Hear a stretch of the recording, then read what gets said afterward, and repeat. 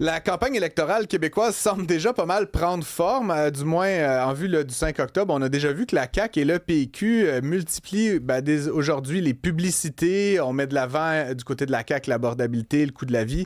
Et de son côté, le ministre des Relations internationales est aujourd'hui au Vermont pour discuter avec ses homologues américains et canadiens d'économie, d'innovation et d'infrastructure. Il est avec nous, Christopher Skeet. Bonjour, merci d'être avec nous. Un plaisir, M. Gosselin.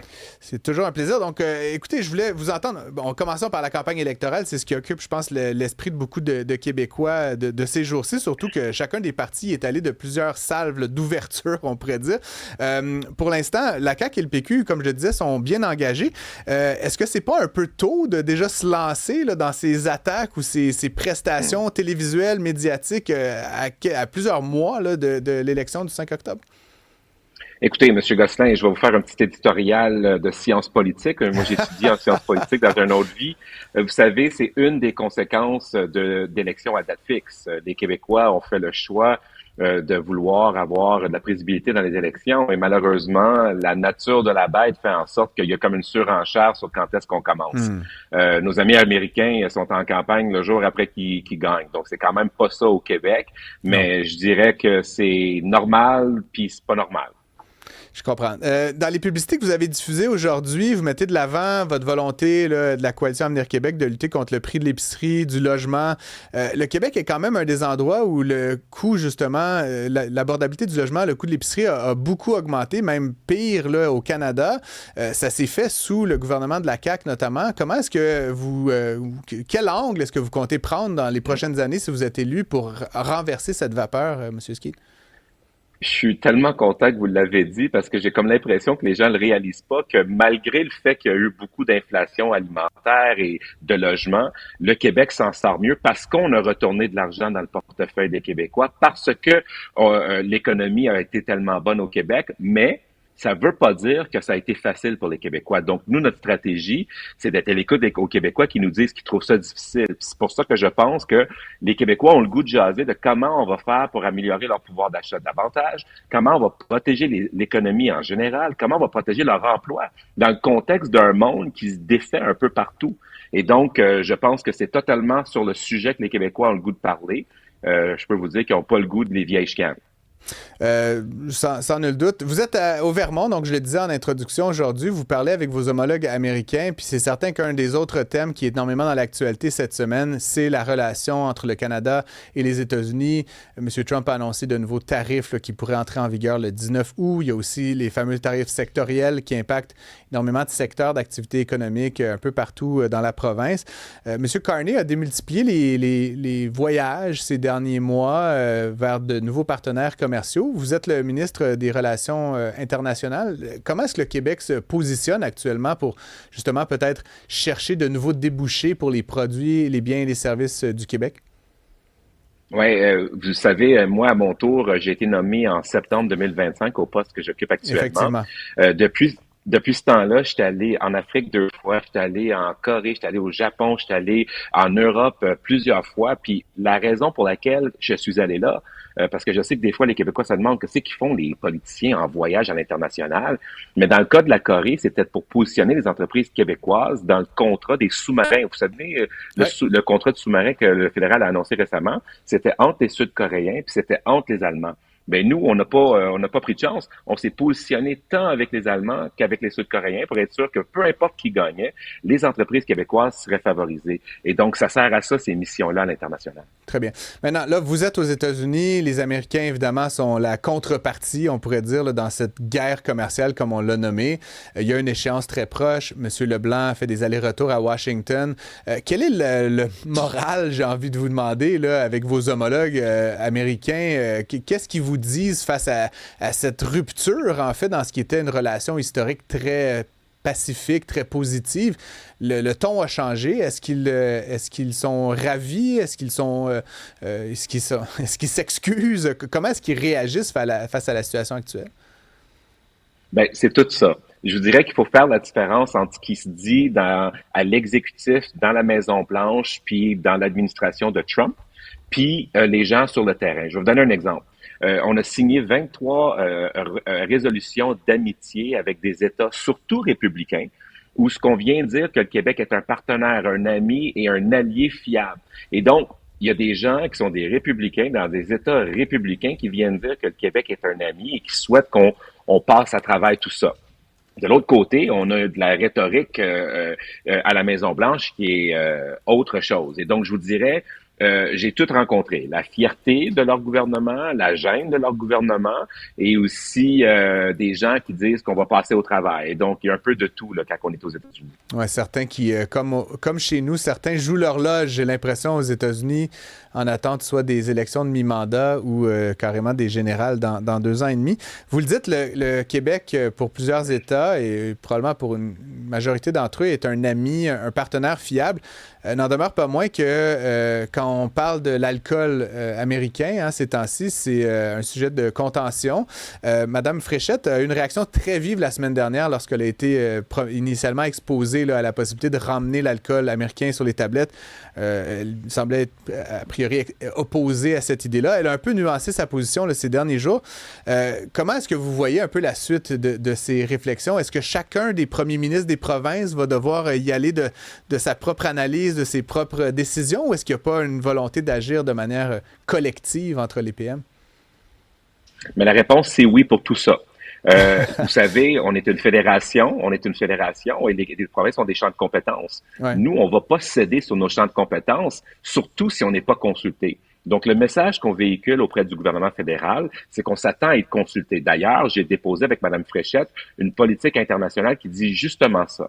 Si jamais on n'est pas suffisamment consulté, puis on fait des concessions sur des champs de compétences québécois, des champs des dossiers importants pour nous, mais on se réserve le droit de ne pas se considérer lié. Mais ça ne veut pas dire qu'on veut faire le trouble-fête, ça ne veut pas dire qu'on n'agit pas de bonne foi, puis ça ne veut pas dire aussi qu'on n'a pas nommé une émissaire justement pour faciliter la communication avec le gouvernement fédéral. Mais je vous dirais, pour répondre aussi à votre question, le gouverneur du Vermont, en conférence de presse, il est venu dire, vous savez, les Canadiens, là, si j'étais eux, j'aurais fait bien pire. Donc, je vous dirais que, Ouais. somme toute, la réaction c'est sûr que ça déçoit notre position sur l'alcool, mais ils savent Ouais. très bien que c'est en réaction à une attaque tarifaire, là. Ouais. Certains, quand même, en profitent un peu pour critiquer, bon, déjà, ce qui peut être perçu comme de l'ingérence d'une première ministre dans les décisions internes de la SAQ, qui est quand même une société d'État indépendante avec son propre conseil d'administration qui fait ses achats. Je pense pas qu'on consulte Mme Fréchette chaque fois qu'on commande une caisse de Bordeaux, là, par exemple.